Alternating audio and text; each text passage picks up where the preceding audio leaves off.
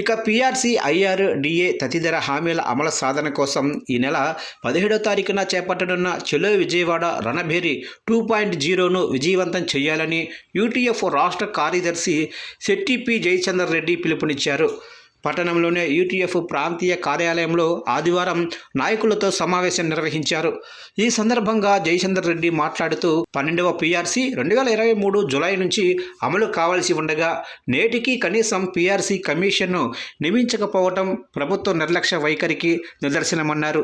PRC commission వెంటనే నియమించాలని, 29% IR ప్రకటించాలని, అలాగనే సిపిఎస్ రద్దు చేయాలని, పెండింగ్ డిఏలను చెల్లించాలని, మెమో 57ను అమలు చేయాలని డిమాండ్ చేశారు.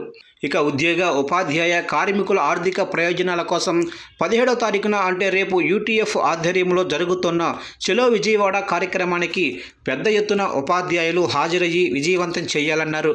కార్యక్రమంలో యూటీఎఫ్ జిల్లా ప్రధాన కార్యదర్శి రామకృష్ణ నాయక్, అలాగనే కార్యదర్శి అమర్ నారాయణ రెడ్డి, జిల్లా ఆడిట్ కమిటీ సభ్యులు ఎం. ఆదినారాయణ, డివిజన్ నాయకులు ఆంజనేయులు, లక్ష్మయ్య, సకల చంద్రశేఖర్, అలాగనే రాంప్రసాద్, పెద్దకొట్ల సురేష్, వెంకటకిషోరు, ప్రదీపు, సాయి గణేష్, ఆదిశేషు, పొల్లయ్య తదితరులు పాల్గొన్నారు.